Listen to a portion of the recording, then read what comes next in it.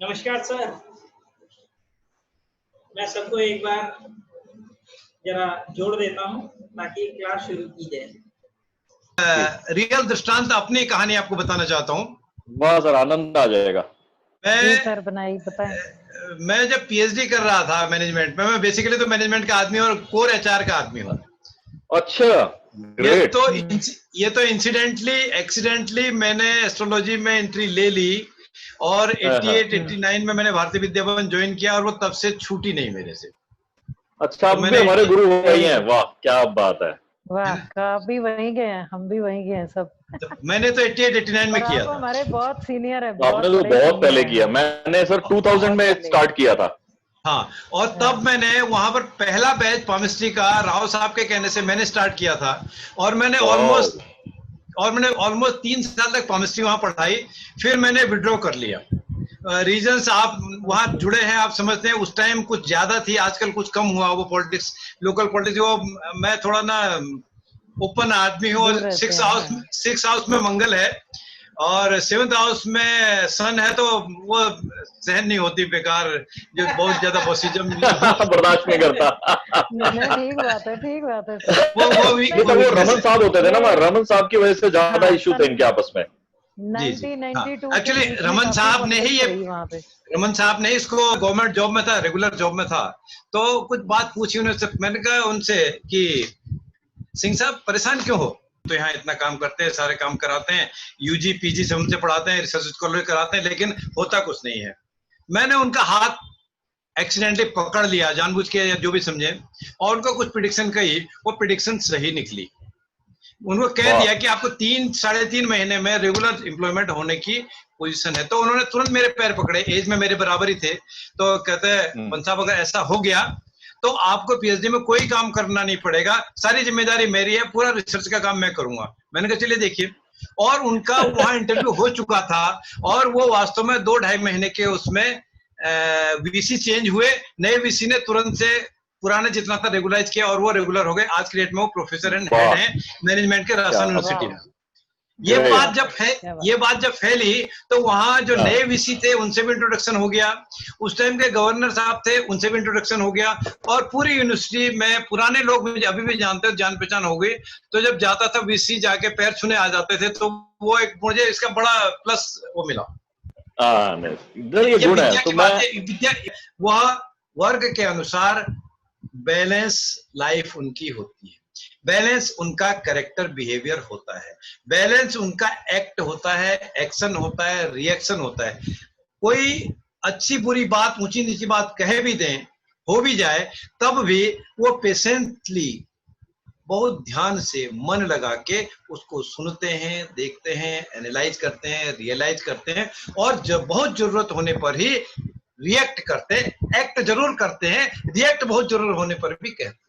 जैसे मैंने अभी शुरुआत करने से पहले कहा कि भाई मेरे तो 6ठे भाव में शर्मा जी मंगल है और 7th भाव में सूर्य है, सूर्य के साथ शनि भी है, शत्रु है, और इधर मंगल 6ठे भाव में। 6ठे भाव के मंगल के लिए ज्योतिष के हिसाब से तुम जानते हैं कि वो हारते नहीं है।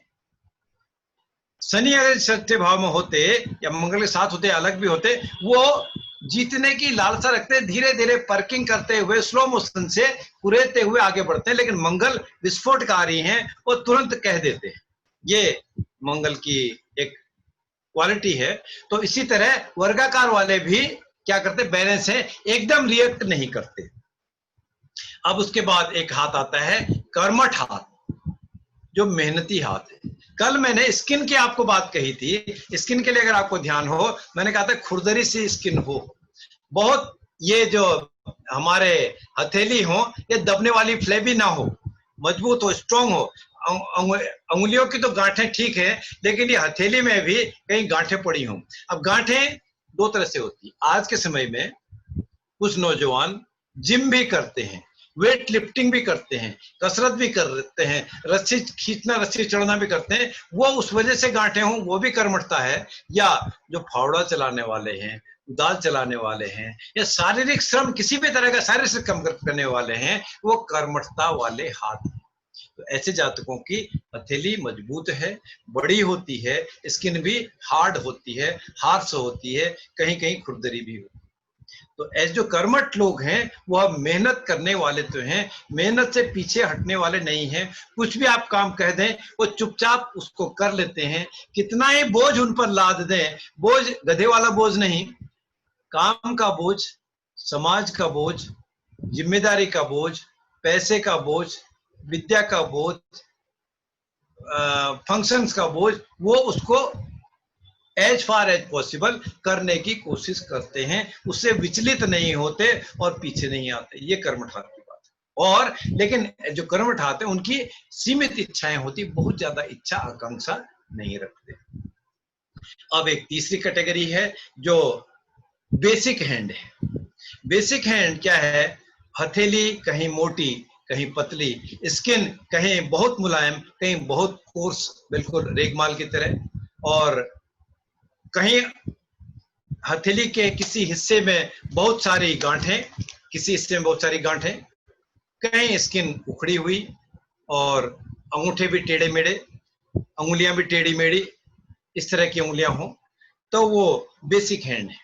और कोई उंगली इम्बैलेंस है, कोई उंगली लंबी है, कोई अंगूठा बहुत छोटा है या लंबा है, कोई उंगली टेढ़ी है, कोई उंगली सीधी है, बहुत बेसिक सा हैंड है। तो ये बेसिक लोग हैं। खुरदरा भारी बेडोल उनका देखने में हाथ है, बेडोल, और बहुत अच्छा दिखने वाला भी नहीं लगता। अब घृणा तो नहीं करनी चाहिए हमको, जो कुदरत ने बनाया, ब्रह्मा जी ने बनाया, लेकिन ऐसा उनका बेसिक हैंड होता है।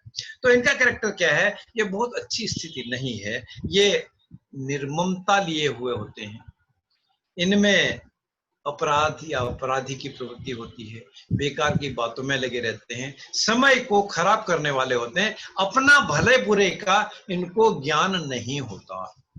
अब मूड होते हैं या ज्ञानी होते हैं मैं नहीं करता, पर अपने भले बुरे का भी जिसको ज्ञान नहीं है वो बाकी समाज के लिए, दूसरों के लिए क्या विद्या बुद्धि रखेगा, इसका हम विचार कर सकते हैं, सोच सकते हैं।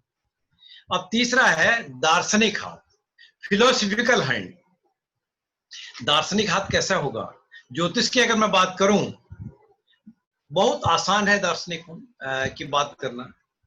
पंचम भाव में शनि का प्रभाव हो, शनि की राशि हो, शनि का दृष्टि हो, शनि के या युति हो रही हो, और क्या होगा?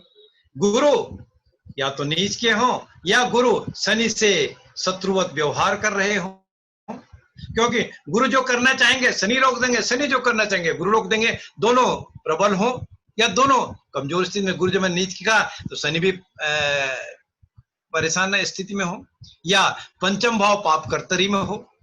अब मैं ज्योतिष की बातें बोलना शुरू करता हूँ, थोड़ा बहक जाता हूँ, बहुत ज्यादा ज्योतिष की बात नहीं करूंगा, हमको तो इसी में बात करना है। दार्शनिक कैसे होंगे? दार्शनिक हाथ जो होंगे हमारे, वो उंगलियां लंबी, गांठ बहुत ज्यादा, या उंगलियों के पीछे जो पोर हैं इनके ऊपर बाल अधिक निकले हुए, मेल फीमेल दोनों के केस में। अब कोई ट्रिम कर ले तो बात अलग है, नहीं तो दोनों केस में। और ये जो गांठें हैं साफ सुडौल सी दिख रही हो, कुछ इस तरह से हाथ बनती हो, कछुए जैसी आकृति बनती हो, और अंगूठा भी टेढ़ा सा दिखता हो। ये तो नहीं मैं मोड़ पाऊंगा, हाथ को ऐसे मोड़ कर दिखा रहा हूँ। उंगलियां लंबी भी हो, हथेली भी लंबी हो, और ये जो हथेली के पीछे का हिस्सा है, नसें इनमें साफ दिखती हो, वो दार्शनिक हाथ है। दार्शनिक हाथ के लोग कैसे होंगे? कैसा उनका जीवन चरित्र होगा? दर्शन में समाये। आप कुछ भी कहें, वर्मा जी कुछ भी कहें, सिमी जी कुछ भी कहें, अश्विनी जी कुछ भी कहें, और कोई XYZ कोई कुछ भी कहता रहे, उन्होंने नहीं भैया हम तो यही करेंगे।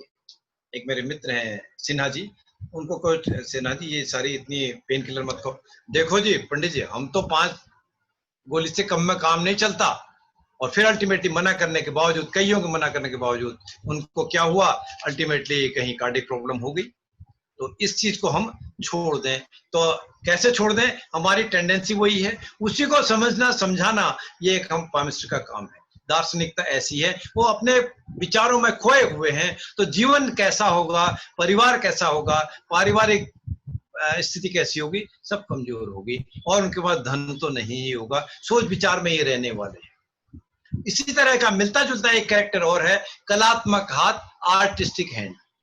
आर्टिस्टिक हैंड वालों की उंगलियां तो लंबी होती हैं, गांठें तो उनके उंगलियों में होती हैं, कभी कभी कुछ दार्शनिक हाथ की तरह टेढ़ी भी पाई जाती हैं। नहीं तो उनकी उंगलियों के आगे के हिस्से जो हैं, जो नाखूनों के नीचे के हिस्से हैं, ये कुछ तिकोने से होते हैं, नुकीले से होते हैं। जो अधिकतर हम देखेंगे फीमेल के हाथ की उंगलियों के ऊपर के हिस्से लगभग तीखे से, तिकोने से, इस तरह से होते हैं। जेंट्स के कंपैरेटिवली कुछ वर्गाकार से होते हैं या कम तिकोने होते हैं या गोल भी मिलते हैं, लेकिन जो कलात्मक हैं उनके भी आगे के हिस्से कुछ पॉइंटेड से होते हैं। और वो क्या करते हैं, हमने कुछ बात की, वो अपनी फिलॉसफी को साथ में लेके, आर्ट में लेके, कल्चर में लेके कहीं खोए हुए मगन में, किसी काम के लिए डूबे हुए, वो अपने कला लोक में विचरण कर रहे हैं। एक पेंट बना दिया, पुराने तरह की पेंट बना दिया, दार्शनिक पेंट बना दिया, देवी देवता की बना दिया, किसी बिल्डिंग की बना दी, किसी और अच्छी बुरी चीज की बना, उनको ध्यान नहीं रहता, नदी नाले तालाब कुछ भी बना देते। कई तरह के कला लोग में विचरण करने वाले हैं। वो क्या करते हैं, उनका भी काम दार्शनिक लोगों की तरह, उनका भी काम डे ड्रीमर है, जो दिन में स्वप्न में खोए रहते हैं। तो कैसा करेंगे, ड्रीम तो बहुत करते हैं, सोचते तो बहुत हैं, पर वास्तविकता में जितना हम सोचते हैं, जो हम सोचते हैं, क्या वो रियलिटी में कन्वर्ट हो सकता है? ड्रीम में तो मैं भी चाहता हूं कि भैया मैं हमारे देश के राष्ट्रपति जी की कुर्सी मुझे मिले, प्रधानमंत्री की मुझे मिले, मैं कुछ और दुनिया का रेपुटेड आदमी बन जाऊं, सबसे ट्रंप जैसा ताकतवर बन जाऊं। ये तो ड्रीम तो है, स्वप्न ही तो है, पर स्वप्न विचार क्या अच्छे हैं? रात में नॉर्मल कोर्स में स्वप्न आता हो, उसके फल तो हम जानते हैं, सकुन विचार अपसकुन विचार हम जानते हैं, लेकिन डे ड्रीम करना, खुली आंखों से हम जागे हुए भी स्वप्न देख रहे हैं, तो ये कलात्मक हाथ के क्वालिटी हैं। तो इनका भी जीवन दुखी रहता है, पैसे की इनको हमेशा कमी रहती है, पारिवारिक जीवन चाहे आदर्शवादी हो या कलात्मक हो, दुखी ही रहता है। और इस कैटेगरी में आखिरी कैटेगरी है मिक्स्ड हैंड, मिश्रित हाथ वाले। मिश्रित हाथ वाले कभी हथेली छोटी, कभी उंगलियां छोटी, कभी अंगूठा छोटा, कभी बड़ा, कभी मोटा, या एक हाथ में कुछ, एक हाथ में कुछ, एक अंगुली अलग, दूसरी अंगुली अलग, इस तरह मिश्रित हैंड वाले हैं। इनका कैरेक्टर क्या है? अभी वर्मा जी ने मेरे से कहा पामिस्ट्री पढ़ो, मैं तैयार हो गया। शर्मा जी ने कहा पामिस्ट्री बेकार है, वास्तु पढ़ो, वास्तु में भी तैयार हो गया। किसी और ने कहा नहीं, क्या शर्मा जी क्या रखा है, 4 दिन की जिंदगी, चलो ऐश करने चलते हैं, मूवी देखने चलते हैं, मैं वहां भी तैयार हो गया। फिर कहीं आउटिंग के लिए चला गया, देश विदेश में चला गया, कभी खाने पीने हर चीज में मैं इधर उधर करता रहा। एक्स भी शुरू किया, वाई भी शुरू किया, जेड भी शुरू किया, ना मैं एक्स सीख पाया, ना वाई सीख पाया, ना जेड सीख पाया। तो अल्टीमेटली क्या हुआ, हाथ तो मैंने बहुत चीजों में डाल दिया, पैर तो मैंने आगे बढ़ा दिए, लेकिन मुझे सफलता कैसे मिलेगी? सफलता से तो मैं दूर हूं। तो ऐसा व्यक्तित्व, ऐसा कैरेक्टर असफलता ही प्राप्त करता है। तो मिश्रित हाथ वाले बहुत सारे चीजों को स्टार्ट कर देते हैं, start a lot but get success with no one. Means competency, mastery किसी चीज में नहीं, लेकिन शुरुआत कुछ कुछ कुछ कुछ कर देना। वो जैसे अगर आपने बंगाली लोगों का भोजन या गुजराती लोगों का भोजन देखा हो, इनमें से हम में से कोई हो तो माफ करना, बुरा नहीं, अदरवाइज नहीं कह रहा हूँ। उनमें क्या करते हैं, थोड़ी थोड़ी थोड़ी थोड़ी चीजें, सब्जियां होती, चाहे नॉन वेज हो वेज हो, कटोरी बहुत सारी है, 1 2 3 4 आइटम नहीं होता। तो उसमें अल्टीमेटली क्या होता है, मेरे जैसे आदमी के लिए, जो मैंने अपने फादर से सीखा, मेरे फादर क्या करते थे, बहुत सारा भोजन है। अब मैं ये रेफरेंस में बात करता हूँ, अगर आपको अदरवाइज लगे तो ब्रेक के टाइम मुझे पॉइंट आउट कर देना कि ये बात ना करें, अदरवाइज मैं थोड़ा शेयर करता हूँ। फादर क्या करते थे, जिस सब्जी से उन्होंने दाल या चावल शुरू किया, उसी से कंप्लीट करते थे, बाकी चीजें छोड़ देते थे। कहते यार बाकी चीजें मैं ले रहा हूँ ना, इससे टेस्ट खराब हो जाता है, स्टमक अपसेट हो जाता है, तो बहुत चीजें छोड़ दो। लास्ट में दही या मीठा खीर कुछ है या हलवा है, वही लेते थे, बहुत सारी चीजें नहीं। तो इसलिए उनके लिए चाहे आप 4 चीज बनाओ या 8 बनाओ या 10 बनाओ या एक ही बनाओ, उनको एक ही खाना है। दाल के साथ ही उन्होंने चावल या रोटी खानी है। सब्जी से शुरू किया, वही खाना, दूसरी चीज कितनी अच्छी बनी हो नहीं, वो टच नहीं करते, है ना।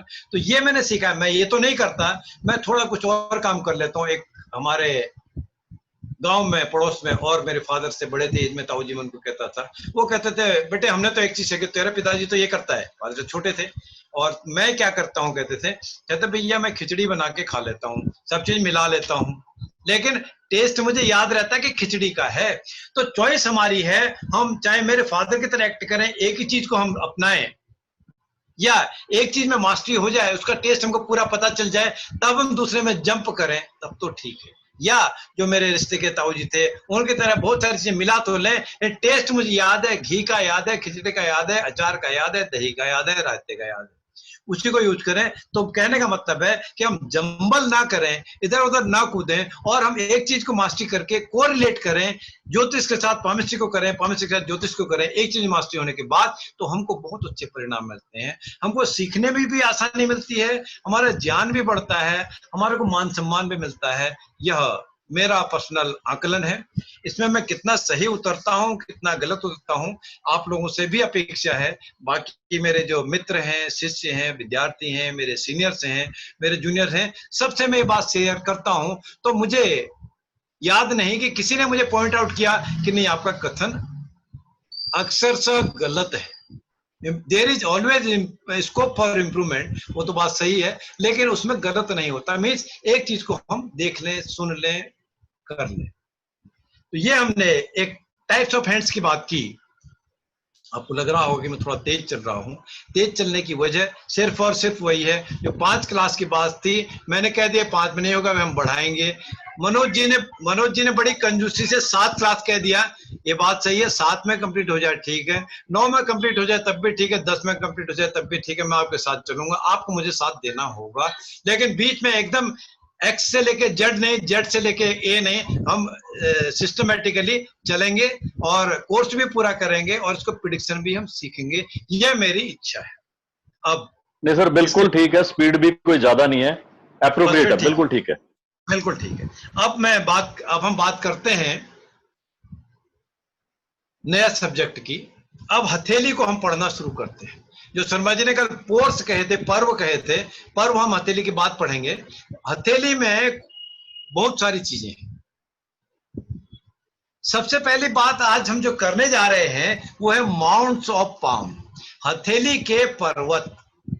आप लोगों ने शायद सुने हो पर्वत, कोई किताब, कोई ग्रंथ आपने देखे हो, तो वह भी, उससे भी आपने जानकारी ली होगी। अलार्म आ गया मनोज जी, 9:09:50 का टाइम है, फिर ये स्टार्ट हम करेंगे अगर ये बंद होगा। तो पर्वतों की बात करते हैं। पर्वत क्या है? बेसिकली जो हमारी हथेली है।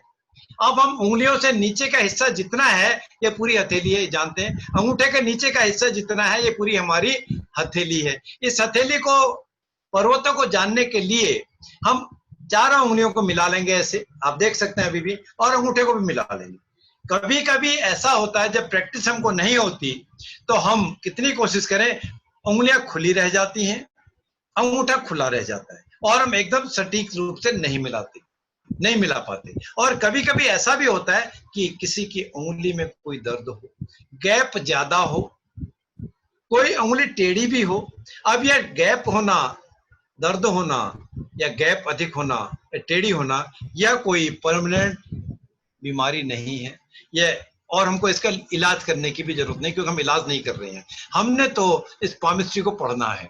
इस पढ़ने के लिए अगर हमारी उंगलियां और अंगूठे इस तरह मेरे हाथ की तरह मिल जाती हैं सबकी, आप अपनी तो देख ही लें, या आने वाले समय में आप जिसकी देखेंगे, और मुझे उम्मीद है ये देखने के बाद आप घर में जाके किसी न किसी का हाथ देखने की कोशिश तो करेंगे।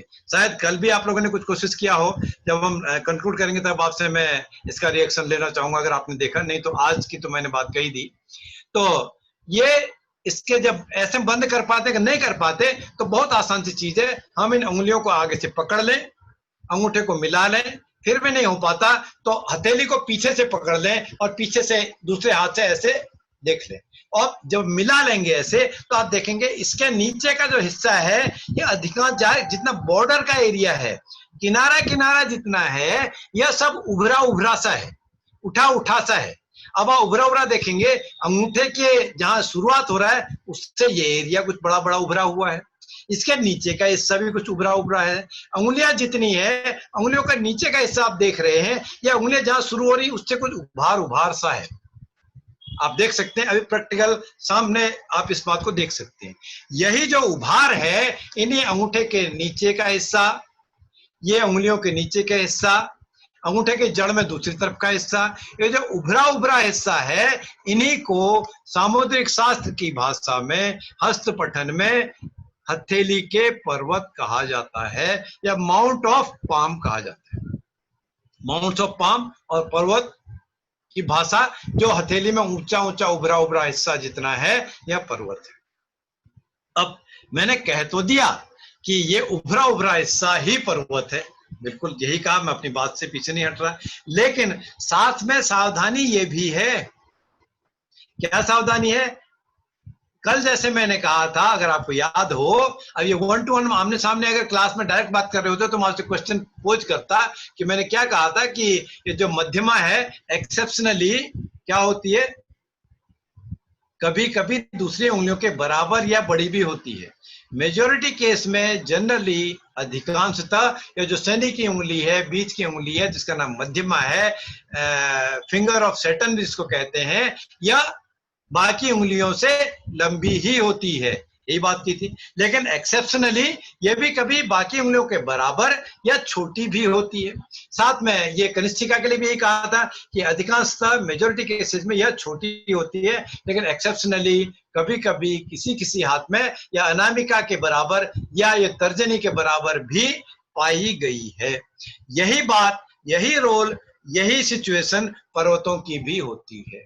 ये जो मैंने उभरे उभरी बात कही, हो सकता है हम सबके हाथ में, मेरे तो उभरे हैं, आपके हाथों में भी या उभरी ही स्थिति हो, तब तो बात मेरी सही है अभी तक।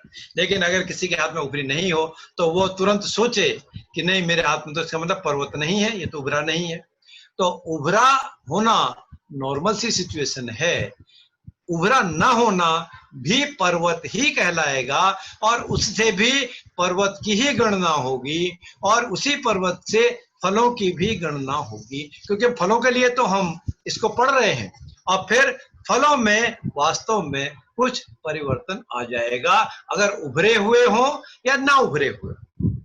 तो इसलिए ना भी उभरे हुए हो, ये बॉर्डर जितना भी है पूरा, यहाँ से उंगलियों के नीचे से लेके पूरा बॉर्डर का आप एरिया देखेंगे तो उभरा मिलेगा। और बॉर्डर जब मैंने कह दिया तो आपकी बात समझ में आ रही होगी, तो बीच का हिस्सा है, इस बॉर्डर के बीच का हिस्सा जो हथेली के बीच का हिस्सा है, अगर आप आचमन करते हो, आचमन करते हुए देखा हो, सीधे हाथ रखेंगे, इसमें आप जल की कुछ बूंदें रखते हैं, तो आचमन करना हो या संकल्प करना हो तो इसमें जल रखा जाता है, या पुष्प रखे जाते हैं, अक्षत रखे जाते हैं, या किसी का कर्म के लिए कुसा भी रखा जाता है, तब इसमें जल टिका रहता है। तो टिका कब रहेगा? जब यह निचला हो, थोड़ा दबा हुआ हो। यही मैं समझाने की बात कर रहा था, कर्मकांड नहीं पढ़ा रहा हूँ, पूजा हवन पद्धति नहीं पढ़ा रहा हूँ, लेकिन ये नीचे का मतलब है, जल रुकने का मतलब ये निचला होता है, ये सामान्य स्थिति है। पर यह भी जो निचला हिस्सा है, ये पर्वत तो नहीं है, इसका नाम कुछ और है, उसका नाम मैं बताता हूं, लेकिन ये जो निचला हिस्सा है सामान्यतया अधिकांश हथेलियों में, अधिकांश हाथों में यह कुछ दबा ही होता है, एज कंपेयर टू माउंट, पर्वतों के मुकाबले, पर्वतों के बनिस्बत यह नीचा ही होता है, और वही सामान्य स्थिति है। जब नीचा ही होता है वही सामान्य स्थिति है। जब मैं कह रहा हूं तो असामान्य स्थिति क्या है? असामान्य स्थिति यह है कि यह कभी या तो कम नीचा हिस्सा होता है, कम गहरा होता है, कम गड्ढेदार होता है, या पर्वतों के लेवल में ही आ गया होता है, दोनों स्थिति होती है, तो उसके फल भी वही। और इस निचले हिस्से को हम मैदान कहते हैं, प्लेन कहते हैं। अब किसका प्लेन कहते हैं उसके नाम मैं बाद में बात करता हूं, अभी इसी की बात करूंगा। पहले हम पर्वतों की जानकारी ले लेते हैं, पर्वतों की बात को हम सोच लेते हैं, समझ लेते हैं, डिस्कस कर लेते हैं। ठीक है जी। सबसे पहले हम देखेंगे, अगर आप देख रहे हो, जो हथेली में अंगूठे के नीचे का हिस्सा है, अब आपको उंगलियां अंगूठा मिला के ही बात करनी है, देखना है, चेक करना है। ये अंगूठे के नीचे का हिस्सा जितना भी है, अगर आप पूरी हथेली देखते हैं, अधिकांशतः मेजॉरिटी केसेस में 90% प्लस केसेस में 90% से अधिक हथेलियों में यही हिस्सा, अंगूठे के नीचे का हिस्सा ही अधिक उभरा होता है। उभरा होता नहीं कह रहा मैं, अधिक उभरा होता है as compare to other mounts, बाकी पर्वतों के मुकाबले, बाकी पर्वतों के बनिस्बत, ये इसको जो अंगूठे के नीचे का हिस्सा यही उभरा अधिक होता है। और इसी पर्वत को शुक्र पर्वत कहते हैं, इसका नाम शुक्र पर्वत है। ये जो अंगूठे के नीचे का हिस्सा है, माउंट ऑफ वीनस, इसी का नाम है शुक्र पर्वत। ठीक है। इस शुक्र पर्वत से हम क्या पता करते हैं, क्या देखते हैं? मुझे लगता है ये शुक्र पर्वत हमारा इस टाइम में कंप्लीट हो जाएगा, 2 मिनट 8 सेकंड है अभी। तो शुक्र पर्वत से पुरानी जो हमारी पद्धति थी सामुद्रिक शास्त्र, उसमें तो स्त्री सुख कहा है। यह स्त्री सुख उसी तरह है तो सप्तम भाव स्त्री का भाव, जाया का भाव, कलत्र भाव नहीं। स्त्री या पुरुष जो भी है, तो मैं कहता हूं इसको, ये जीवन साथी का सुख, स्त्री के लिए पुरुष, पुरुष के लिए स्त्री, जीवन साथी का सुख। अब एक चीज और बता दूं, तो सुख की बात है, चलो हमारा कंटिन्यू भी रहेगा, कंप्लीट नहीं होगा, कोई बात नहीं। सुख जिससे मिलेगा, जैसे अष्टम भाव से आयु है, मृत्यु भी वही भाव है ज्योतिष से, तो सुख जिससे मिलेगा, दुख भी उसी भाव से मिलता है। तो पर्वत भी, हथेली में भी जो पॉजिटिव है उससे नेगेटिव है। तो स्त्री पुरुष या जीवन साथी का सुख दुख यही शुक्र पर्वत से पता चलता है। और दूसरा, जैसे शुक्र भोग का कारक है ज्योतिष में, यही भोग भी यही बताता है, स्नेह भी ये बताता है। स्नेह कैसे हम ज्योतिष में देखते हैं, जब बच्चा पैदा होता है उसकी आया का काम, दाया का काम शुक्र करते हैं, और राजा के मनोविनोद का काम, वैश्य का काम, नर्तकी का काम भी शुक्र ही करते हैं। तो स्नेह देने वाले काम शुक्र। सर हम कंटिन्यू करेंगे क्योंकि अभी ये दिन खत्म होने वाला है। ठीक है, ठीक, कंटिन्यू करेंगे मैं, ठीक है, कोई बात नहीं। तो शुक्र एक तो ये स्त्री पुरुष या जीवन साथी का सुख, स्नेह, विवाह का बारे में बताता है। शुक्र दिखावे का भी कारक है। शुक्र जिसका चतुर्थ भाव में हो, बहुत अच्छी स्थिति में, वो दिखावे वाले होते हैं। चतुर्थ भाव में शुक्र सूर्य हो तो वो किसी चीज को छुपा नहीं सकते, है ना। शनि हो तो वो दिखाते नहीं किसी चीज को, जैसे हम बात कर रहे थे। इसी तरह शुक्र का पर्वत अच्छी स्थिति में हो तो वो खुद ही दिखते हैं, चार चांद अपने आप दिखते हैं, उनका चेहरा भी दिखता है, फेस भी दिखता है, आंखें भी दिखती है, हथेली भी दिखता है, बॉडी भी दिखती है, कैरेक्टर भी दिखता है, एक्ट भी दिखता है, रिएक्शन भी दिखता है, हर चीज का दिखती है। तो शुक्र ये दिखते हैं। सौंदर्य प्रसाधन है, मनोरंजन वाला